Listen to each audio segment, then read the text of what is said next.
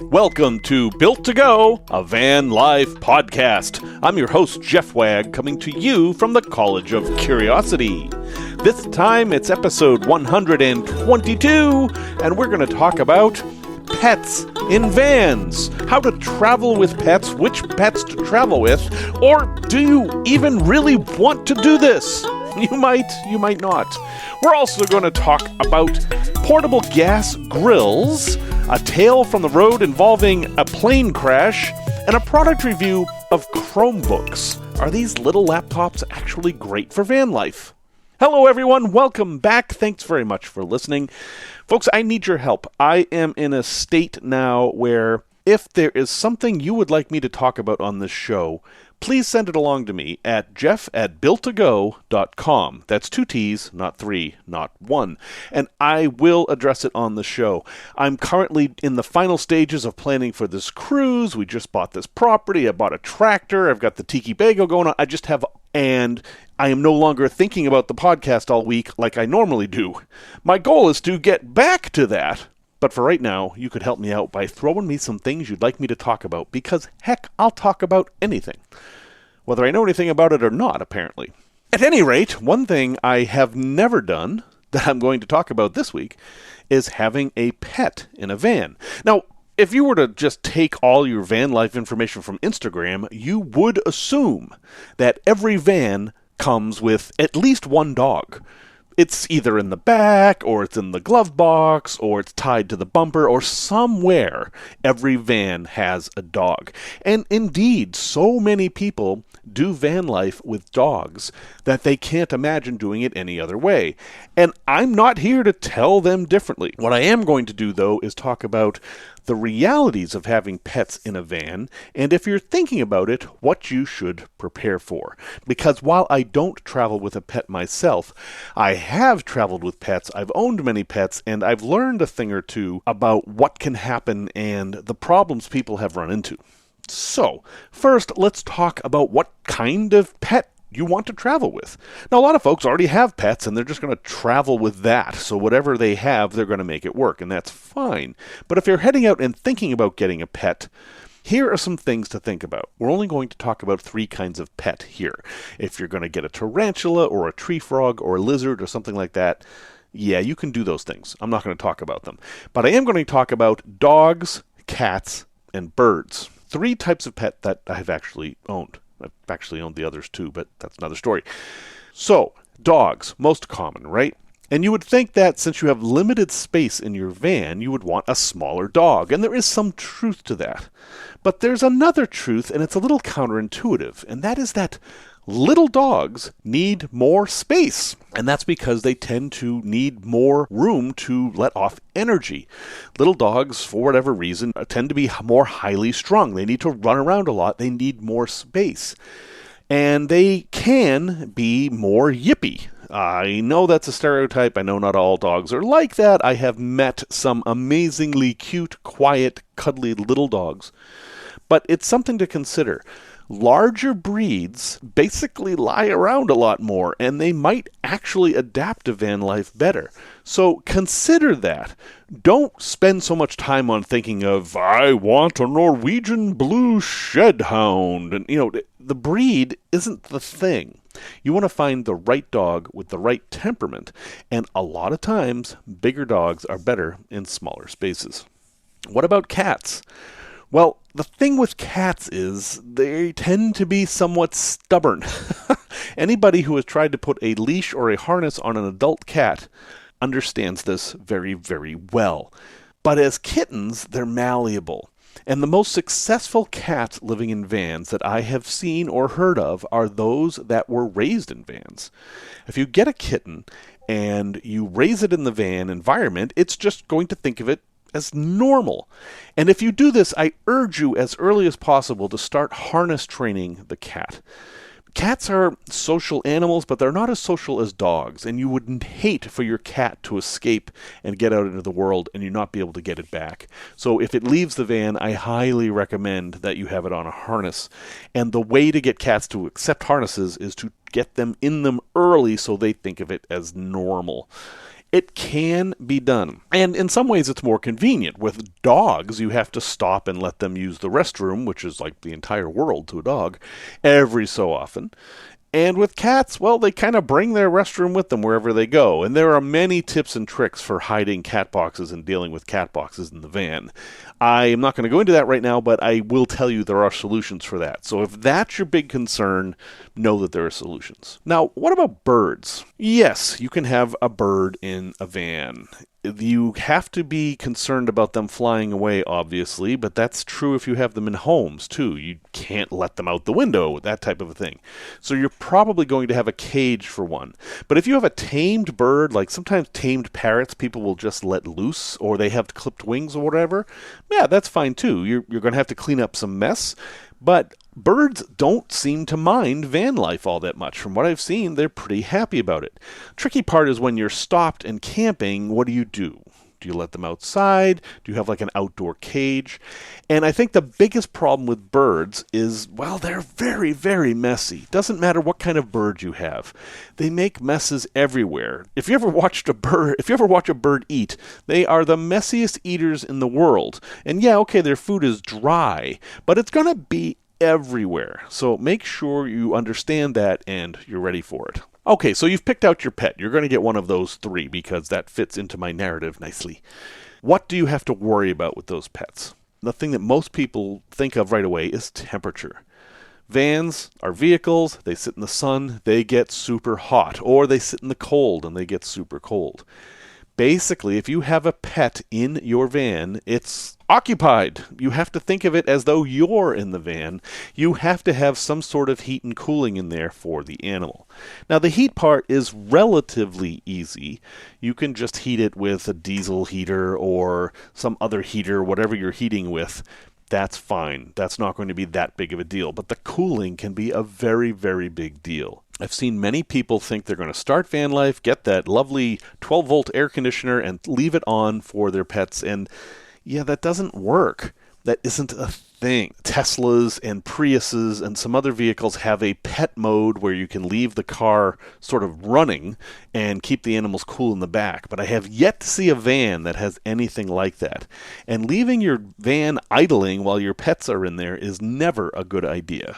So what do you do for cooling? Well, the simplest answer is that you don't. You don't leave your pet in the vehicle if it's hot outside. You bring it with you, which is fairly easy for a dog, somewhat easy for a cat on a leash, not so easy for a bird necessarily. Or you try to be places where it isn't hot. So yeah, you are constantly going to be worried about the temperature of your van if you have pets. Just be aware of that. And that leads to the second problem, and really the overarching problem of having pets, which is that pets will restrict you. You won't be able to do certain things because you have a pet in your van. For example, it's 4 o'clock in the afternoon on a sunny day and your dog is laying under the van and very happy, and a friend comes by and says, "Hey, let's go to the movies." You're not going to be able to go. You can't bring the dog to the movies. You can't leave the dog unattended. Yeah, going to the movies like that isn't something you can do. If you want to go to the movies, you have to plan it out. You have to find someone to watch the dog, or you have to go to a drive-in or something like that. Again, there are solutions for everything, but you should be aware of the challenges. Also, a lot of parks and campgrounds don't allow dogs. Some of them have never even considered cats, so there may not be a law against that. And birds, well, yeah, birds can be even trickier because sometimes there are restrictions about things like bringing birds places because birds can carry avian flu, which is a big deal right now. In fact, in Illinois, they've just asked everyone to take down their bird feeders to help stop the spread of avian flu, which has killed hundreds of thousands of poultry birds, and it's actually turned into quite a big deal. So, lots to think about there. Temperature is definitely going to be one of your biggest issues. Food, well, food isn't that big of an issue. Obviously, pets are going to take up more storage. You're not only going to need more space for the pet, you're going to need space for their bedding or their cage or their perch and their toys and their food. Suddenly you have 2 food supplies to worry about. And it's not the biggest deal in the world, but you have to be very careful with it because that food can attract unwanted critters like mice and raccoons and bears, depending on where you are.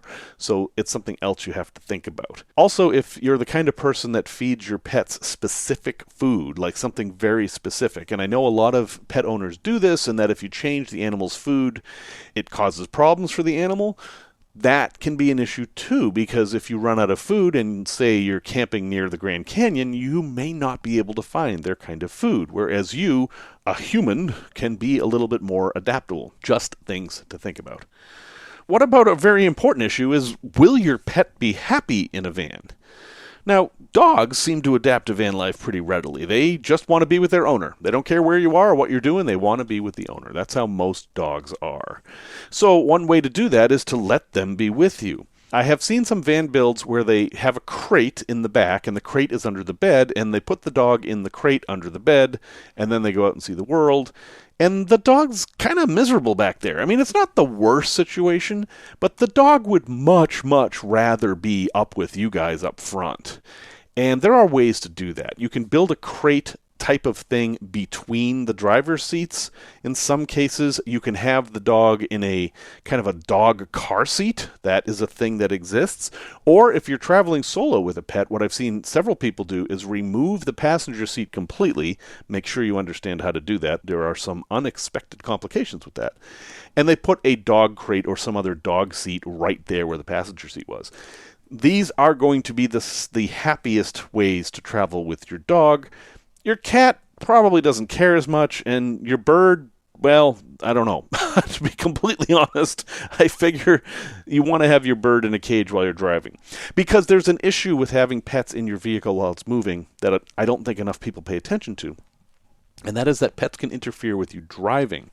If you're going down the highway and something jumps in your lap or gets under your feet, you can be in real danger. I mean, imagine this scenario. Something spooks your cat runs up, jumps on your shoulder with full claws, and you're like, ah! So the van starts swerving, and then the cat jumps underneath the steering wheel and gets in between the brake pedal and your van. You go to step on the brakes, you're actually stepping on the cat, and yeah, you can imagine how bad that situation can be. So pets should be secured while you're driving, and they will be happiest if they can be with you. Now, about crate training. This is more of a dog thing than anything else, but some dogs can be trained to love their crate. Their crate is their happy little safe cave that they like to be in, and that's the best possible situation. You say crate, the dog goes into its crate and isn't unhappy about it. In fact, you may be able to keep the dog in there with the door open because they like it that much. While you're traveling, you would keep the door closed. But if you can do that with your dog, that's going to be best for you and the dog. There's no question. What about security? Dogs, as I've said many times, are great security. People do not want to mess with a van with a dog in it, no matter what size that dog is. It's probably your best defense. Not that your dog is necessarily going to attack somebody. It's just that people don't want to deal with dogs if they're up to no good. So that's good. But what if somebody tries to steal your dog? And yes, that does happen. There are people who drive around and see a cute dog and just take it. It's baffling to me, but it does happen. Well, so yeah, that's something you're going to have to worry about with your pets. You're also going to have to worry about people being concerned about the welfare of your pets. And maybe they're well-meaning people that basically want to do what's best for the pet without considering that you've already got that handled. So you run to the grocery store because you're out of milk. You leave your dog in the back for 5 minutes because you think, hey, it's going to be okay. You've got your Max Air fan on. You've checked the temperature back there is only 80. It's fine. Somebody sees your dog in the van and they call the cops or they break a window to let the dog out. Anyway, those kind of things can and do happen. And it's something you're going to have to deal with. Some folks who do this will have a sign that says, "This is my dog Archie. Archie is fine. I will be back in 2 minutes. Please don't break my windows." Something like that. But that may not be enough for some people. So you're always going to have an issue. And finally, one of the things that I've seen a lot is pet health. What if your pet gets sick when you're on the road? Now, like with humans, they typically have a doctor they go to. I know with our cats, we have a vet that we go to. It's our vet. They know the cats. We know the vet. Everything's great. But if we were to take our cats on the road with us in the van, which isn't something we're planning on doing, well, then we would have to find a vet somewhere. And, it's not like you can just go to the emergency room and they're open 24 hours a day. You have to find a vet. And if it's an emergency, you have to find an emergency vet. And that could be a lot of work and it could be very, very stressful. So if you're going to go someplace for a while, like let's say you're going to go hang out at the same spot for a week, why don't you just do a little research and figure out where the closest vet is? I think just for your own peace of mind, that would be worth doing. I am not here to tell you not to travel with pets, of course. I've said this several times. I like dogs, I like cats, I like pets. I personally choose not to travel with pets because I am busy doing other things. I don't feel like I have enough time to give to a pet that would be fair to the pet. So I choose not to. But I know many, many, many people do, and I totally support you in doing that. But if you're someone new to this who's thinking about it, make sure you know what you're getting into. It is not as simple as grabbing a dog and hitting the road. You really do have to plan.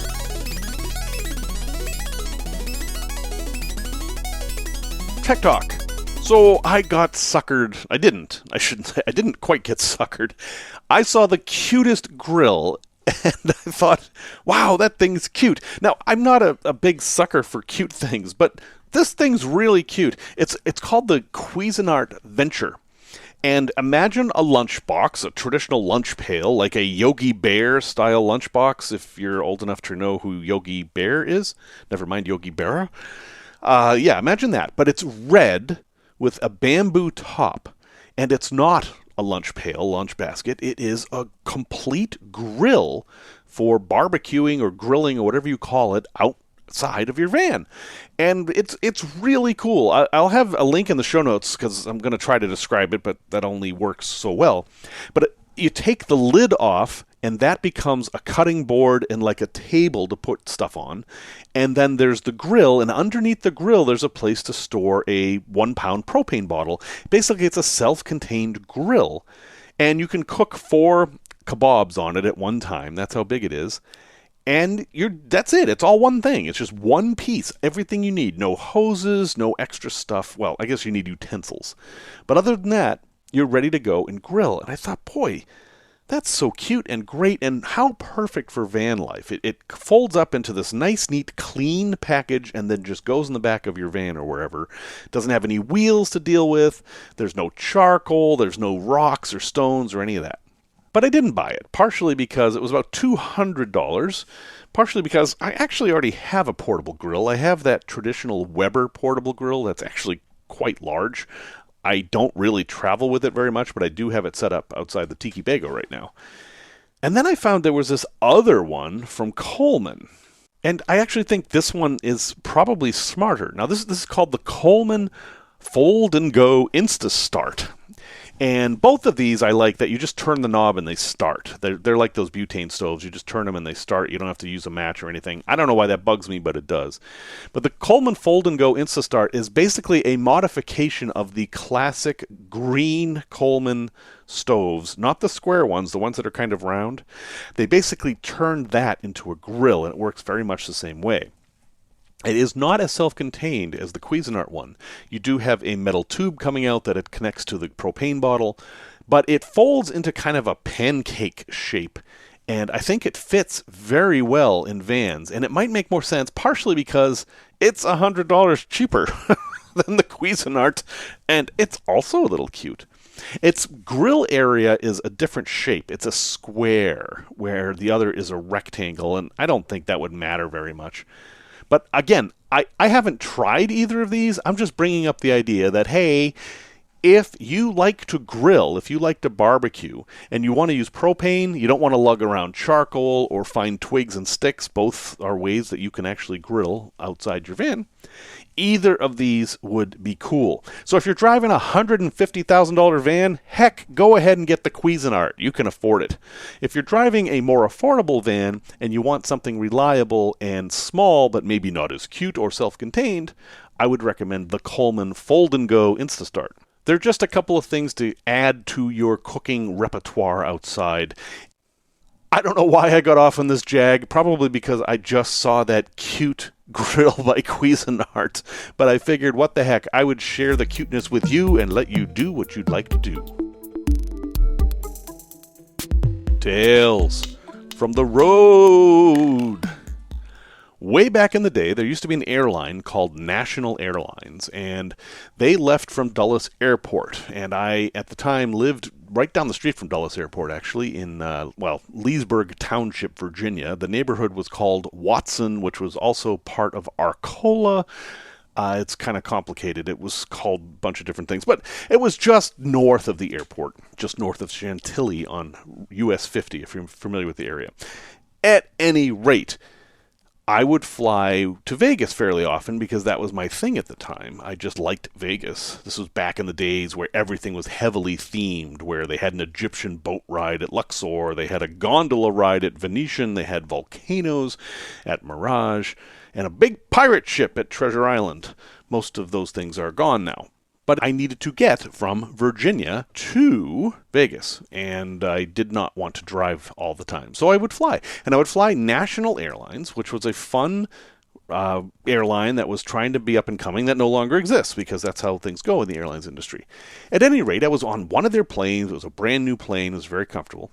And we make it over to Vegas, and there's a part when you're flying west into Vegas where you go over the mountains that it's pretty rough. There's almost always turbulence over this one part. And just after we pass that turbulence, a friendly voice comes over the intercom and says, "Well, folks, we've got some news for you. It seems that our flaps are not working properly, and we're going to have to do an emergency landing. We will have to land at a higher speed than normal, and that could cause us some problems. The brakes might catch on fire or something like that. So don't be alarmed if you see flames coming out of the wheels or if you see emergency vehicles following us down the runway. We'll be on the ground shortly." Now, I heard this and thought, that guy's nonchalant attitude actually communicated more than what the problem was, although I understood what the problem was. Flaps are these things that make the wings bigger, basically. And if you've ever watched how wings change as you're landing in an airplane, you can see this happen. Out of the back of the wings comes basically another wing, and it just makes the wing longer, or wider, depending on how you're looking at it. And that makes more air go over the wings and under the wings, and that makes the plane capable of going slower, which is what you want when you're landing, because the ultimate goal is to stop. We weren't going to be able to do that, though. In order to stay airworthy and not stall, we were going to have to go at a higher rate of speed. So we were going to have to land nearly twice as fast as we wanted to.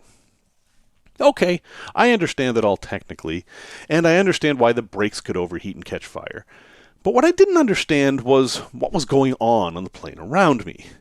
Now, there was immediately a little bit of chatter, but it wasn't panic. Nobody was freaking out.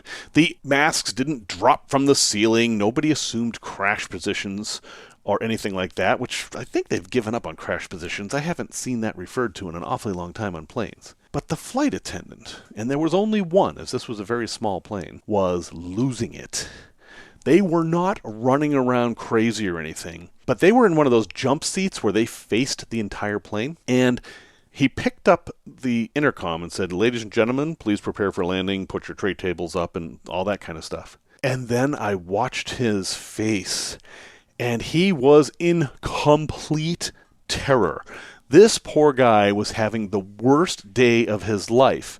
And while that's sad and regrettable and I feel bad for him, he was also communicating this emotion and mood to everybody on the plane, who otherwise was thinking this was a routine emergency, not really that big of a deal. But if you were to watch the flight attendant, you'd think, we're dead. We're never going to make this. This is going to be the end.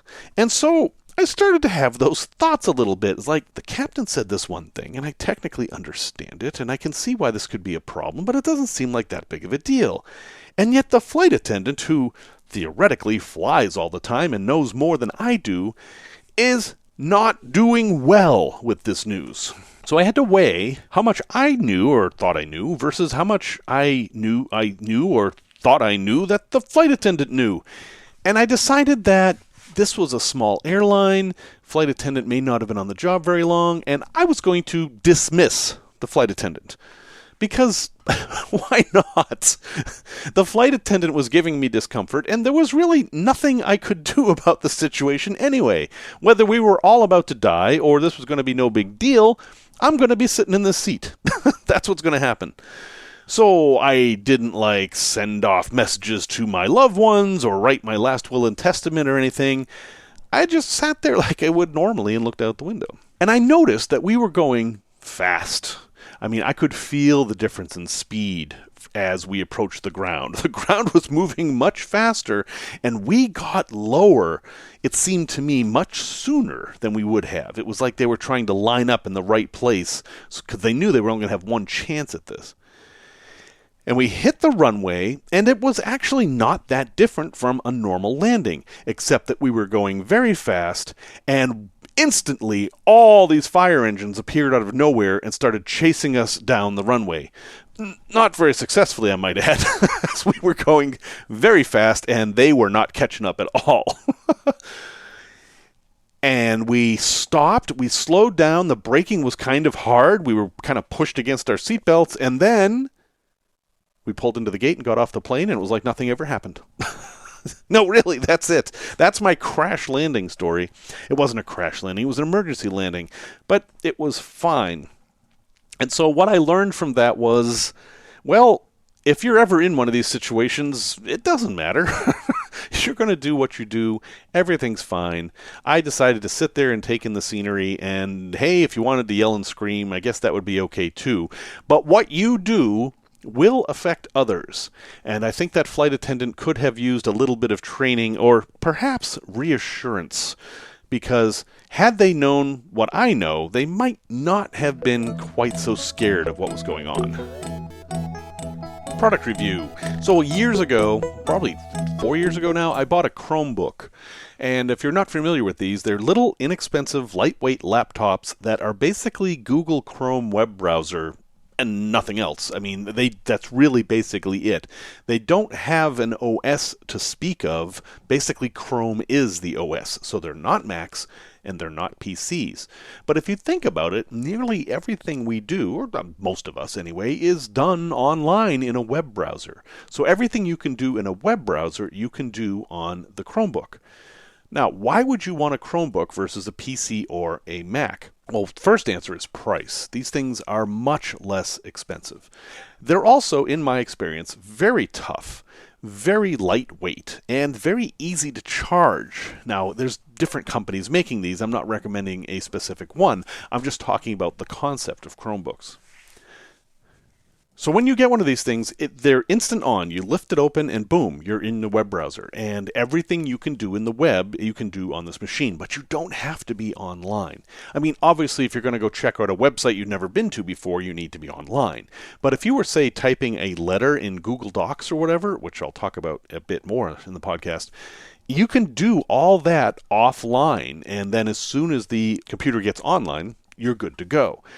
Now, there's a couple of benefits about this thing. Literally everything you do on the Chromebook is stored online. Everything. So if this got stolen or lost or broke, you could literally go buy another one and type in a few things and be right back where you left off. There's no need to back anything up. It's always backed up, always online. Now, there are some drawbacks. You are then married to Chrome, and if you don't like Google for whatever reason, this is absolutely not a solution for you. The hardware is inexpensive, but it's not all that great. You're not going to get a Mac-like or a Microsoft Surface-like experience from one of these things. And you can't do any complicated work. Like if you want to edit videos or use a really robust photo editing program or store a lot of stuff, this isn't a solution for you. It does have a little bit of storage on it, but not much. You're certainly not going to put 100 gigs of photos on this thing. And yeah, you can attach a USB drive or something like that, but then it gets all kinds of complicated. I think these make a great second computer. They make a great computer that lives in your van. If you have another computer for work, you can just kind of leave this one in the van. I leave mine in the van. I found it super helpful sometimes when I just, oh darn, I need to look something up. I don't want to set up my main computer. I just want to grab something and look it up online. It works great for that. I can use my phone as a hotspot, and boom, I have a full-size keyboard and access to the web, and I can do whatever I want on it. So think about it. A Chromebook might be a good solution for your van life. Take a look at the different makers and see what you think. A place to visit. You may not have heard of this. If you're from New England, you probably have. And it's called the Desert of Maine. Now, Maine, as many of us know, is our northernmost continental U.S. state, and it's kind of wild up there. There's a lot of it that's almost unexplored. It's, as far as New England goes, it is definitely the most rural part, and it rivals some of the most rural parts anywhere in the U.S. But not this part. The Desert of Maine is in Freeport, Maine, and that is right in the heart of where all the people are. It's near LL Bean, it's near all the shopping, the Indian there that is called the BFI, if you want to fill in the initials. All that stuff is right up there in Freeport. And then, in the middle of it, there's a desert. And this desert has been a tourist attraction for probably 100 years now. So how is there a desert in this very wet, very forested part of the country? Well, the answer is there isn't. But what there is an area that is acres and acres and acres of very deep sand. So imagine a forest, and imagine someone dumped, 1,000,000 truckloads of sand into. And the sand covered the trees and filled up the forest and buried the trees and everything else. That's what you have here. Except that the sand didn't come from the sky, it came from the ground. The geology of this place is kind of fascinating. Glaciers came down and ground rock and mountains and everything they came in contact with into sand. Fairly fine sand. It's coarse compared to beach sand, which this is not. And then it deposited that sand wherever it could, and then that sand got compressed. First, the glaciers compressed it. And then the soil that gradually formed over thousands of years kept that sand down. Then European immigrants came to the area and started farming. And some of them didn't do a very good job of farming, and they ended up using up their soil, and the soil went down and down and down, and suddenly the soil wasn't enough to keep that compressed sand in place, and boom! All that sand started to creep up, and it crept up 30 feet. It swallowed farmhouses and barns and trees and everything in the area, leaving what is now the tourist attraction, the Desert of Maine. And when you visit this place, you'll learn this history, and you'll see all this kitschy stuff, and there's a big gift shop, and you take the little sand buggy tour and go visit it. And you know what? Yes, it's a tourist trap, but it's kind of a fun one, because you get to take these weird images that you can't anywhere else, and you have to get in to do that. There's this huge fence around it, so you can't take any pictures at all unless you pay admission. But when you get in there, you've got sand dunes with pine trees sticking out of them. It's kind of interesting and kind of unique. So, yeah, go ahead and check it out. It's called the Desert of Maine. I'll have a link in the show notes. It's in Freeport, Maine, fairly easy to get to from anywhere in New England. And I think it's a lot of fun as long as you understand that you're overpaying to see a natural phenomenon that actually isn't a desert at all. Resource recommendation. So this ties into the Chromebook discussion there. I'm pretty sure everybody knows about Google Docs, but I'm going to give them a plug because I just had an experience where the value of Google Docs was proven to me. Google Docs is like, quote-unquote, Microsoft Word for the web, which actually is a thing that exists now.